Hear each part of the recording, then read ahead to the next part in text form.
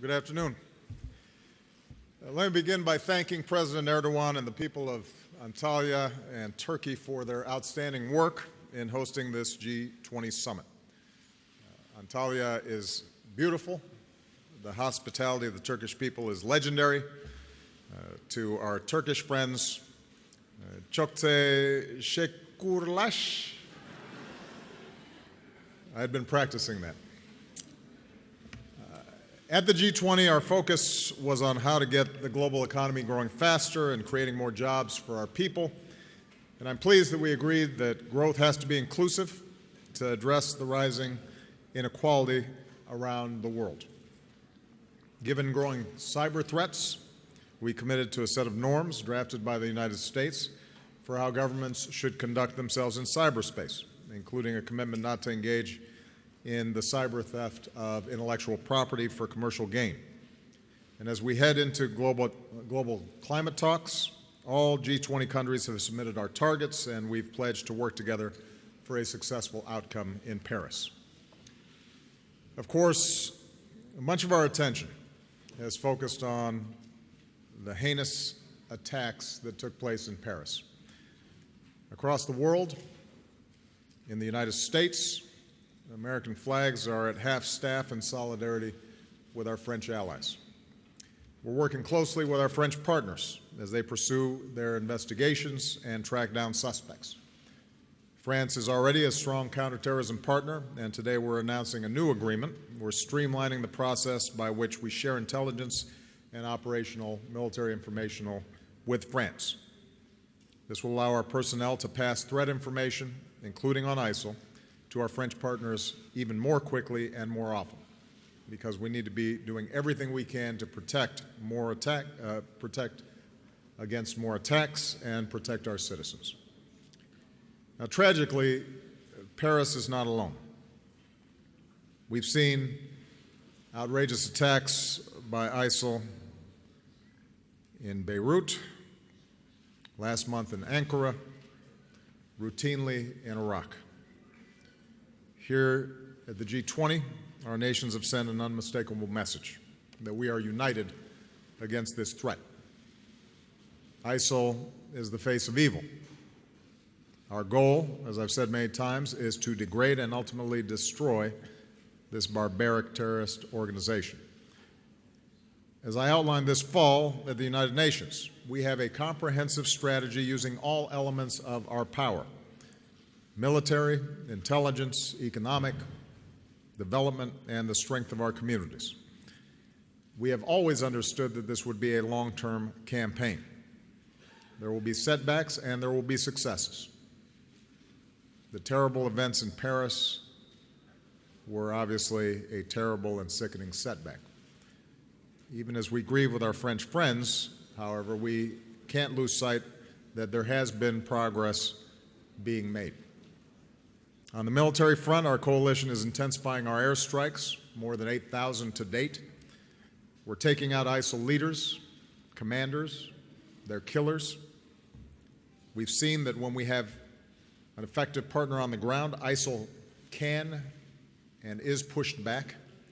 So local forces in Iraq, backed by coalition air power, recently liberated Sinjar. Iraqi forces are fighting to take back Ramadi. In Syria, ISIL's been pushed back from much of the border region with Turkey. We've stepped up our support of opposition forces who are working to cut off supply lines to ISIL's strongholds in around Raqqa. So in short, both in Iraq and Syria, ISIL controls less territory than it did before. I made the point to my fellow leaders that if we want this progress to be sustained, more nations need to step up with the resources that this fight demands. Of course, the attacks in Paris remind us that it will not be enough to defeat ISIL in Syria and Iraq alone. Here in Antalya, our nations therefore committed to strengthening border controls, sharing more information, and stepping up our efforts to prevent the flow of foreign fighters in and out of Syria and Iraq. As the United States just showed in Libya, ISIL leaders will have no safe haven anywhere, and will continue to stand with leaders in Muslim communities, including faith leaders, who are the best voices to discredit ISIL's warped ideology. On the humanitarian front, our nations agreed that we have to do even more individually and collectively to address the agony of the Syrian people. The United States is already the largest donor of humanitarian aid to the Syrian people, some $4.5 billion in aid so far. As winter approaches, we're donating additional supplies, including clothing and generators, through the United Nations. But the UN appeal for Syria still has less than half the funds needed. Today, I'm again calling on more nations to contribute the resources that this crisis demands. In terms of refugees, it's clear that countries like Turkey, Lebanon, and Jordan, which are already bearing an extraordinary burden, cannot be expected to do so alone. At the same time, all of our countries have to ensure our security. And as president, my first priority is the safety of the American people. And that's why even as we accept more refugees, including Syrians, we do so only after subjecting them to rigorous screening and security checks. We also have to remember that many of these refugees are the victims of terrorism themselves. That's what they're fleeing. Slamming the door in their faces would be a betrayal of our values. Our nations can welcome refugees who are desperately seeking safety and ensure our own security. We can and must do both. Finally, we've begun to see some modest progress on the diplomatic front, which is critical because a political solution is the only way to end the war in Syria and unite the Syrian people and the world against ISIL. The Vienna talks mark the first time that all the key countries have come together, as a result, I would add, of American leadership, and reached a common understanding. With this weekend's talks, there's a path forward. Negotiations between the Syrian opposition and the Syrian regime under the auspices of the United Nations, a transition toward a more inclusive representative government, a new constitution, followed by free elections, and alongside this political process, a ceasefire in the civil war, even as we continue to fight against ISIL. These are obviously ambitious goals. Hopes for diplomacy in Syria have been dashed before. There are any number of ways that this latest diplomatic push could falter, and there are still disagreements between the parties, including, most critically, over the fate of Bashar Assad, who we do not believe has a role in Syria's future because of his brutal rule. His war against the Syrian people is the primary root cause of this crisis. What is different this time, and what gives us some degree of hope, is that, as I said, for the first time, all the major countries on all sides of the Syrian conflict agree on a process that is needed to end this war. And so while we are very clear-eyed about the very, very difficult road still ahead, the United States, in partnership with our coalition, is going to remain relentless on all fronts: military, humanitarian, and diplomatic. We have the right strategy, and we're going to see it through. So with that, I'm going to take some questions, and I will begin with Jerome Cartelia of AFP.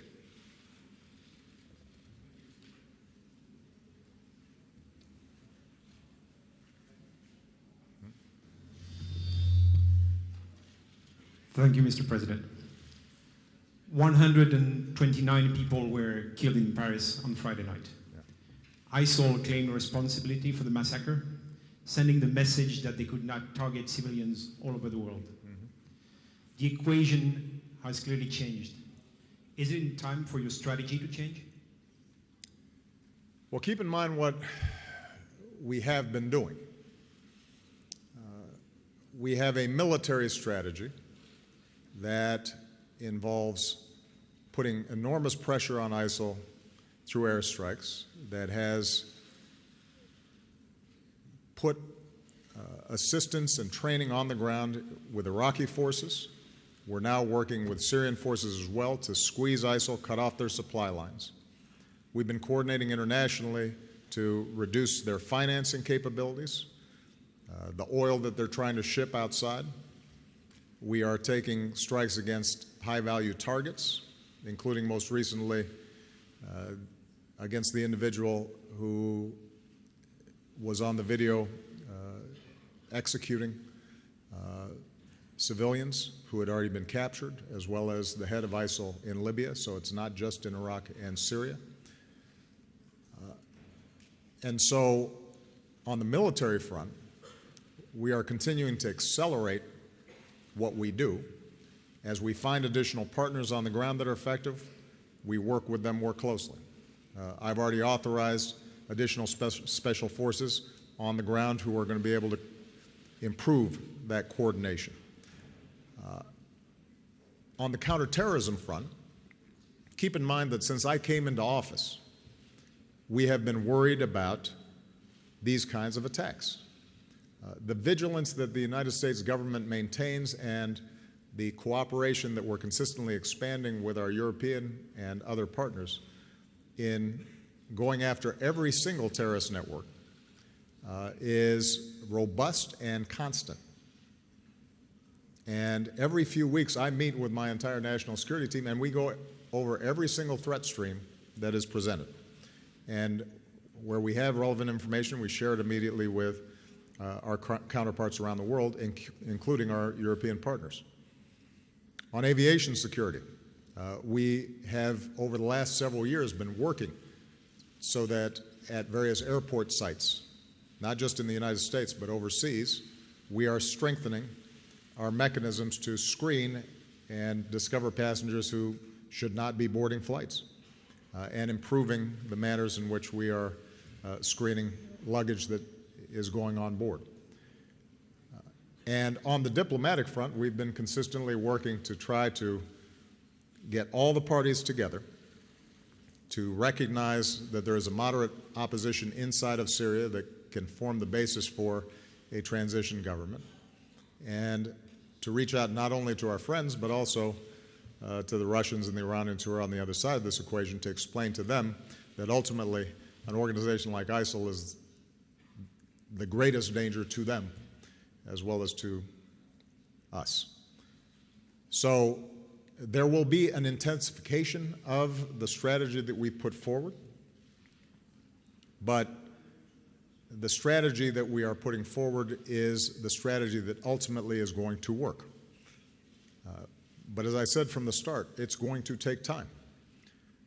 And what's been interesting is in the aftermath of Paris, as I listen to those who suggest something else needs to be done, typically the things they suggest need to be done are things we are already doing. The one exception is that there have been a few who suggested that we should put large numbers of U.S. troops on the ground. And keep in mind that we have the finest military in the world, and we have the finest military minds in the world. And I've been meeting with them intensively for years now, discussing these various options. And it is not just my view, but the view of my closest military and civilian advisors, that that would be a mistake. Not because our military could not march into Mosul or Raqqa or Ramadi and temporarily clear out ISIL, but because we would see a repetition of what we've seen before, which is if you do not have local populations that are committed to inclusive governance and who are pushing back against ideological extremes, that they resurface, unless we're prepared to have a permanent occupation of these countries. And let's assume that we were to send 50,000 troops into Syria. What happens when there's a terrorist attack generated from Yemen? Do we then send more troops into there, or Libya, perhaps? Or if there's a terrorist network that's operating anywhere else in North Africa or in Southeast Asia. So a strategy has to be one that can be sustained. And the strategy that we're pursuing, which focuses on going after targets, limiting wherever possible the capabilities of ISIL on the ground, systematically going after their leadership, their infrastructure, strengthening strengthening Syrian and Iraqi forces and Kurdish forces that are prepared to fight them, cutting off their borders, and squeezing the space in which they can operate until ultimately we're able to defeat them. That's the strategy we're going to have to pursue. And we will continue to generate more partners for that strategy. And there are going to be some things that we try that don't work. There will be some strategies we try that do work. And when we find strategies that work, we will double down on those. Margaret Brennan, CBS.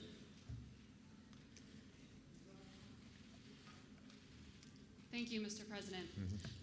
A more than year-long bombing campaign in Iraq and in Syria has failed to contain the ambition and the ability of ISIS to launch attacks in the West. Have you underestimated their abilities, and will you widen the rules of engagement for U.S. forces to take more aggressive action? No, we haven't underestimated our abilities. This is precisely why we're in Iraq as we speak and why we're operating in Syria as we speak. And it's precisely why we have mobilized 65 countries to go after ISIL, and why I hosted at the United Nations an entire discussion of counterterrorism strategies and curbing the flow of foreign fighters, and why we've been putting pressure on those countries that have not been as robust as they need to in tracking the flow of foreign fighters in and out of Syria and Iraq. And so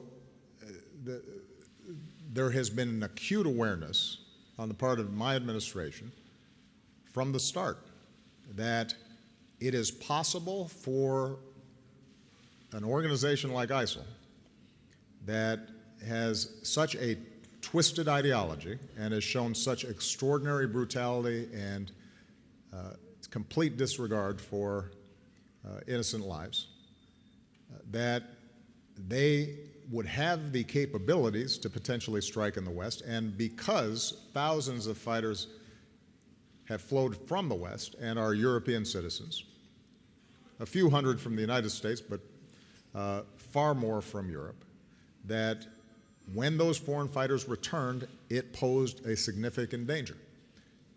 And we have consistently worked with our European partners, disrupting plots in some cases. Sadly, this one was not disrupted in time. But understand that one of the challenges we have in this situation is that if you have a handful of people who don't mind dying, they can kill a lot of people. That's one of the challenges of terrorism. It's not their sophistication or the particular weaponry that they possess, but it is the ideology that they carry with them and their willingness to die. And in those circumstances, tracking each individual, making sure that we are disrupting and preventing these attacks is a constant effort at vigilance and requires extraordinary coordination. Now, part of the reason that it is important what we do in Iraq and Syria is that the narrative that ISIL developed of creating this caliphate makes it more attractive to potential recruits. So when I said that we are containing their spread in Iraq and Syria, in fact, they control less territory than they did last year.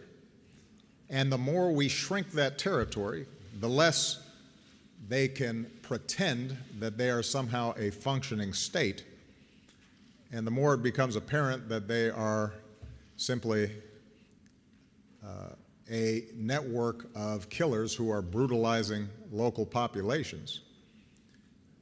That allows us to reduce the flow of foreign fighters, which then over time will lessen the numbers of terrorists who can potentially carry out terrible acts like they did in Paris. And that's what we did with al-Qaeda. That doesn't mean, by the way, that al-Qaeda no longer possesses the capabilities of potentially striking the West. Al-Qaeda in the peninsula that operates primarily in Yemen, we know has consistently tried to target the West, and we are consistently working to disrupt those acts. But despite the fact that they have not gotten as much attention as ISIL, they still pose a danger as well. And so our goals here consistently have to be aggressive and to leave no stone unturned, but also recognize this is not conventional warfare. We play into the ISIL narrative when we act as if they're a state. And we use routine military tactics that are designed to fight a state that is attacking another state. That's not what's going on here. These are killers with fantasies of glory who are very savvy when it comes to social media and are able to infiltrate the minds of not just Iraqis or Syrians, but disaffected individuals around the world. And when they activate those individuals can do a lot of damage.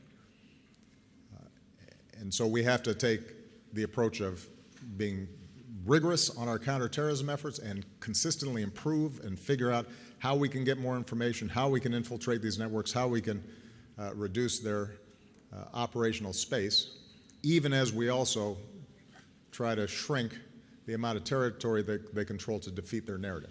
Ultimately, to reclaim territory from them is going to require, however, an ending of the Syrian civil war, which is why the diplomatic efforts are so important. And it's going to require an effective Iraqi effort that bridges Shia and Sunni differences, which is why our diplomatic efforts inside of Iraq are so important as well. Jim Avila. Thank you, Mr. President. In the days and weeks before the Paris attacks, did you receive a warning in your daily intelligence briefing that an attack was imminent? If not, does that not call into question the current assessment that there is no immediate, specific, credible threat to the United States today? And secondly, if I could ask you to address your critics who say that your reluctance to enter another Middle East war and your preference of diplomacy over using the military makes the United States weaker and emboldens our enemies. Jim, every day we have threat streams coming through the intelligence transom. And as I said, every several weeks we sit down with all my national security, intelligence,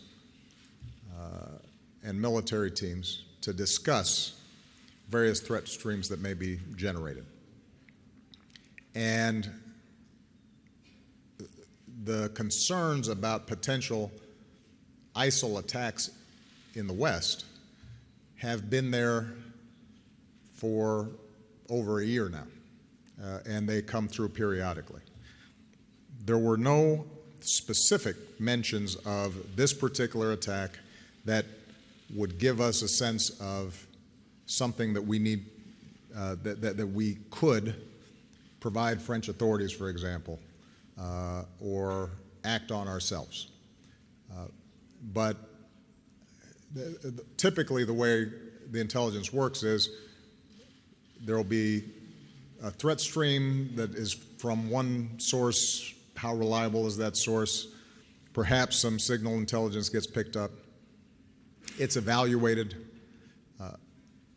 Some of it is extraordinarily vague and unspecific, and there's no clear timetable. Some of it may be more specific, and then folks chase down that thread to see what happens.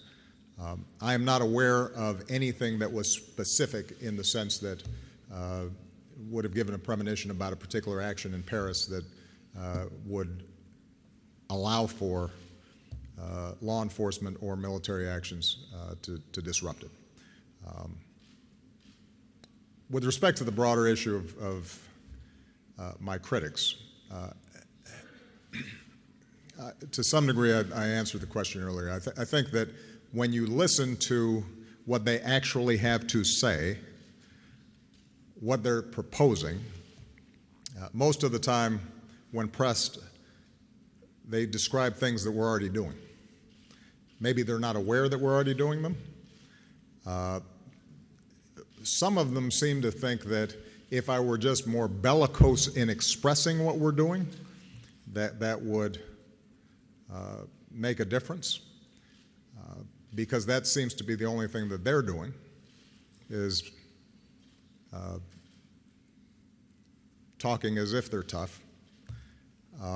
But I haven't seen particular strategies that they would suggest that would make a real difference. Now, there are a few exceptions, and as I said, the primary exception is those who would deploy U.S. troops on a large scale to retake territory, either in Iraq or now in Syria. And at least they have the honesty to go ahead and say that's what they would do. I just addressed why I think they're wrong. There have been some who are well-meaning, and I don't doubt their sincerity when it comes to the issue of the dire humanitarian situation in Syria, who, for example, call for a no-fly zone or a safe zone of some sort. And this is an example of the kind of issue where I will sit down with our top military and intelligence advisors, and we will painstakingly go through what does something like that look like. And typically, after we've gone through a lot of planning and a lot of discussion and really working it through, it is determined that it would be counterproductive to take those steps, in part because ISIL does not have planes. So the attacks are on the ground. A true safe zone requires us to set up ground operations. And the bulk of the deaths that have occurred in Syria, for example, have come about not because of regime bombing, but because of on-the-ground casualties. Who would come in? Who would come out of that safe zone? How would it work? Would it become a magnet for further terrorist attacks? And how many personnel would be required? And how would it end?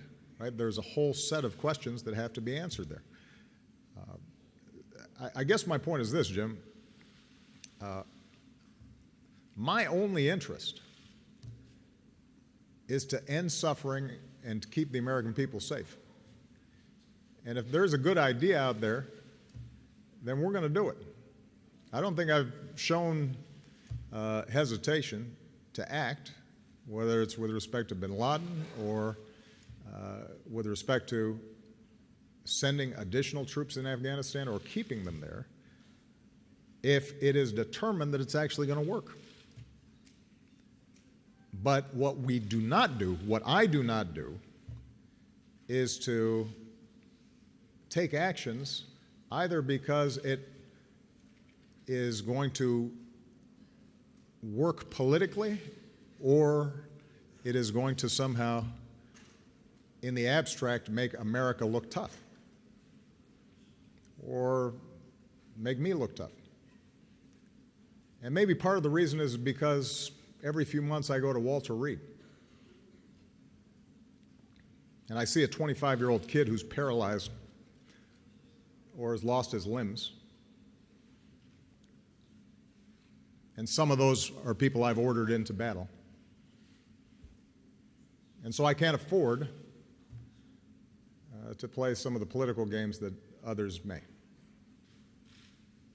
We'll do what's required to keep the American people safe. And I think it's entirely appropriate in a democracy to have a serious debate about these issues. Folks want to pop off and have opinions about what they think they would do, present a specific plan. If they think that somehow their advisors are better than the chairman of my Joint Chiefs of Staff and the folks who are actually on the ground, I want to meet them. And we can have that debate. But what I'm not interested in doing is posing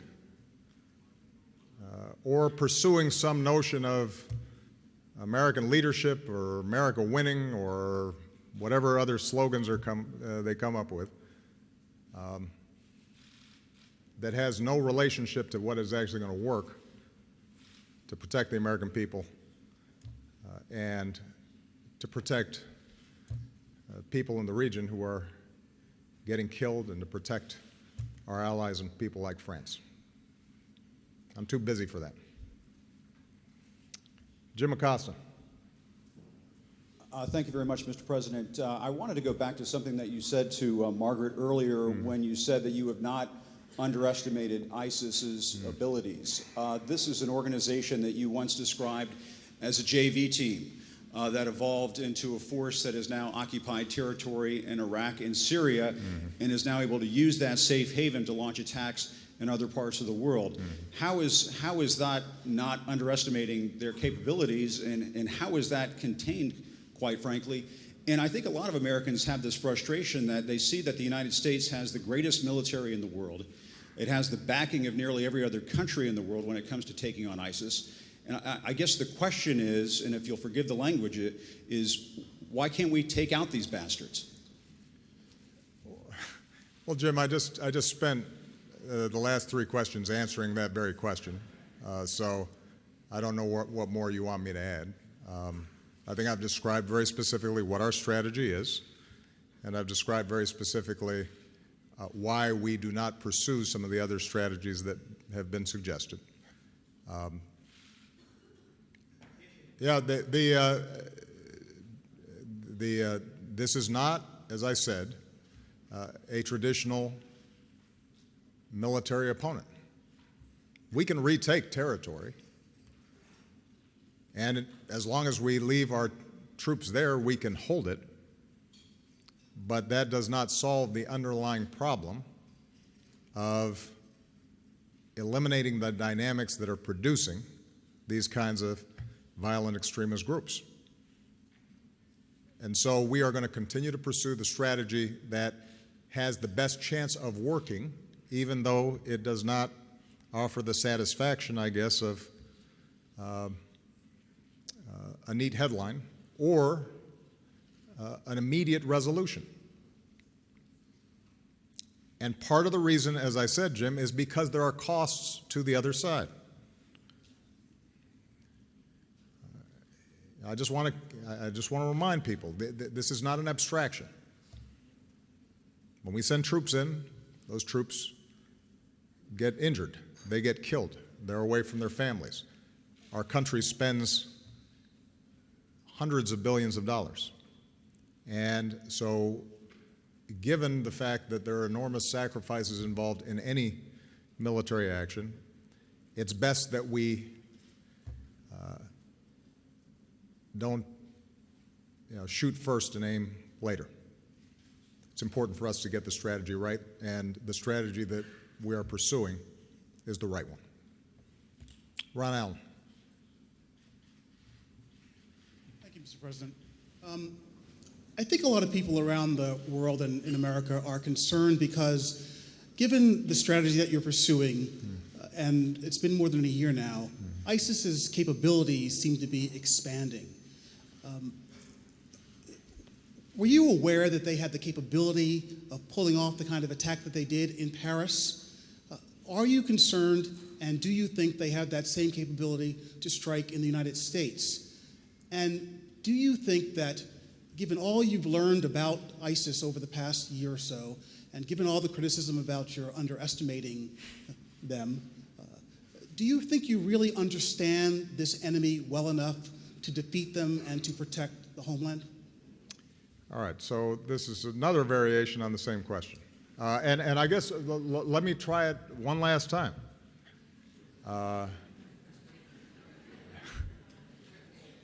We have been fully aware of the potential capabilities of them carrying out a terrorist attack, that's precisely why we have been mounting a very aggressive strategy to go after them. As I said before, when you're talking about the ability of a handful of people with not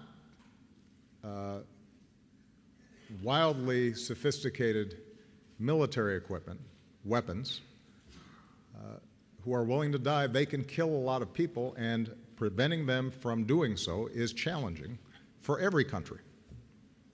And if there was a swift and quick solution to this, I assure you that not just the United States, but France and Turkey and others who have been subject to these terrorist attacks would have implemented those strategies. There are certain advantages that the United States has in preventing these kinds of attacks. Obviously, after 9/11, we hardened the homeland, set up a whole series of additional steps to protect aviation, to apply lessons learned. We've seen much better cooperation between the FBI, state governments, local governments. There is some advantages to geography with respect to the United States. But having said that, we've seen the possibility of terrorist attacks on our soil. There was the Boston Marathon bombers. Obviously, it did not result in the scale of death that we saw in Paris, but that was a serious attempt at killing a lot of people by two brothers and a crock pot. And it gives you some sense of, I think, the kinds of challenges that are going to be involved in this going forward. So, again, ISIL has serious capabilities. Its capabilities are not unique. They're capabilities that other terrorist organizations that we track and are paying attention to possess as well. We are going after all of them. What is unique about ISIL is the degree to which it has been able to control territory that then allows them to attract additional recruits, and the greater effectiveness that they have on social media and their ability to use that to not only attract recruits to fight in Syria, but also potentially to carry out attacks in the homeland and in Europe and in other parts of the world. And so our ability to shrink the space in which they can operate, combined with a resolution to the Syria situation, which will reduce the freedom with which they feel that they can operate, and getting local forces who are able to hold and keep them out over the long term, that ultimately is going to be what's going to make a difference. And it's going to take some time, but it's not something that at any stage in this process have we not been aware needs to be done. Okay, go ahead. No, I can hear you. Mm-hmm. Yeah. My name is Hülya. I would like to ask a question from a totally different perspective. Actually, it's going to be about terrorism, but these terrorist attacks recently allegedly happened or they attacked under the name of Islam.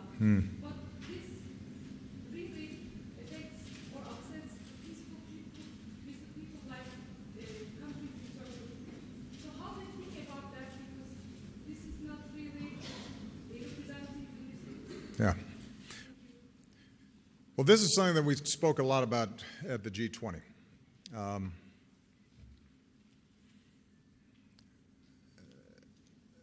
The overwhelming majority of victims of terrorism over the last several years, and certainly the overwhelming majority of victims of ISIL, are themselves Muslims. ISIL does not represent Islam. It is not representative in any way of the attitudes of the overwhelming majority of Muslims. This is something that's been emphasized by Muslim leaders, whether it's President Erdogan or the President of Indonesia or the President of Malaysia, countries that are majority Muslim but have shown themselves to be tolerant and to work to be inclusive in their political process. And so to the degree that anyone would equate the terrible actions that took place in Paris with the views of Islam, those kinds of stereotypes are counterproductive. They're wrong. They will lead, I think, to greater recruitment into terrorist organizations over time if this becomes somehow defined as a Muslim problem as opposed to a terrorist problem. Now, what is also true is that the most vicious terrorist organizations at the moment are ones that claim to be speaking on behalf of true Muslims. And I do think that Muslims around the world, religious leaders, political leaders, ordinary people, have to ask very serious questions about how did these extremist ideologies take root. Even if it's only affecting a very small fraction of the population, it is real. And it is dangerous. And it has built up over time, and with social media, it is now accelerating. And so I think on the one hand, non-Muslims cannot stereotype, but I also think the Muslim community has to think about how we make sure that children are not being infected with this twisted notion that somehow they can kill innocent people, and that is justified by religion. And to some degree, that is something that has to come from within the Muslim community itself. And I think there have been times where there has not been enough pushback against extremism. There's been pushback. There's some who say, well, we don't believe in violence, but are not as willing to challenge some of the extremist thoughts or rationales for why Muslims feel oppressed. And I think those ideas have to be challenged. Let me make one last point about this. And then, unfortunately, I have to take a flight to Manila. I'm looking forward to seeing Manila, but I hope I can come back to Turkey when I'm not so busy. One of the places that you're seeing this debate play itself out is on the refugee issue. Both in Europe and, I gather, it started popping up while I was gone back in the United States. The people who are fleeing Syria are the most harmed by terrorism. They are the most vulnerable as a consequence of civil war and strife. They are parents, they are children, they are orphans. And it is very important, and I was glad to see that this was affirmed again and again by the G20, that we do not close our hearts to these victims of such violence and somehow start equating the issue of refugees with the issue of terrorism.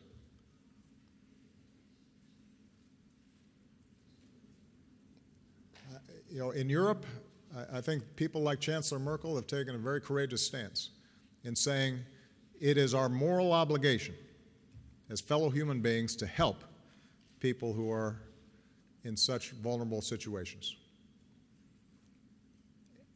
And I know that it is putting enormous strains on the resources of the people of Europe. Nobody's been carrying a bigger burden than the people here in Turkey, with 2.5 million refugees, and the people of Jordan and Lebanon, who are also admitting refugees.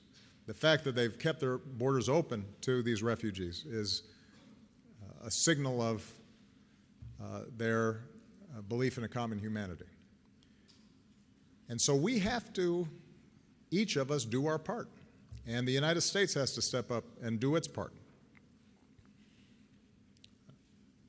And when I hear folks say that, well, maybe we should just admit the Christians but not the Muslims. When I hear political leaders suggesting that there would be a religious test for which person who's fleeing from a war-torn country is admitted, when some of those folks themselves come from families who benefited from protection when they were fleeing political persecution, that's shameful. That's not American. It's not who we are. We don't have religious tests to our compassion.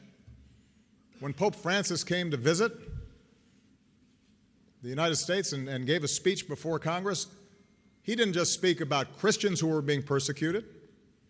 He didn't call on Catholic parishes just to admit those who were of the same religious faith. He said, protect people who were vulnerable.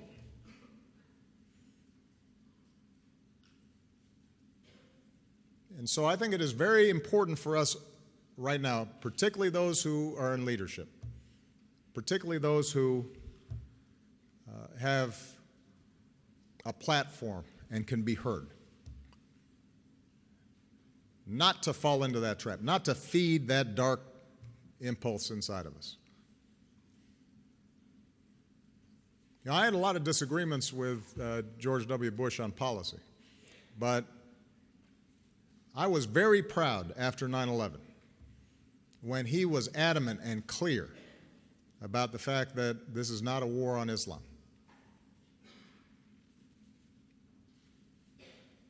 And the notion that some of those who have taken on leadership in his party would ignore all of that.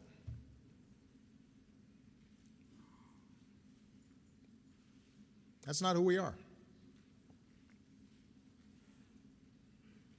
On this, they should follow his example. It was the right one. It was the right impulse. It's our better impulse. And whether you are European or American, you know, the values that we are defending, the values that we're fighting against ISIL for, are precisely that we don't discriminate against people because of their faith. We don't kill people because they're different than us. That's what separates us from them. And we don't feed that kind of notion that somehow Christians and Muslims are at war. And if we want to be successful defeating ISIL, that's a good place to start, by not promoting that kind of ideology, that kind of attitude. In the same way that the Muslim community has an obligation not to in any way excuse anti-Western or anti-Christian sentiment, we have the same obligation as Christians. And it is good to remember that the United States does not have a religious test, and we are a nation of many peoples of different faiths, which means that we show compassion to everybody. Those are the universal values we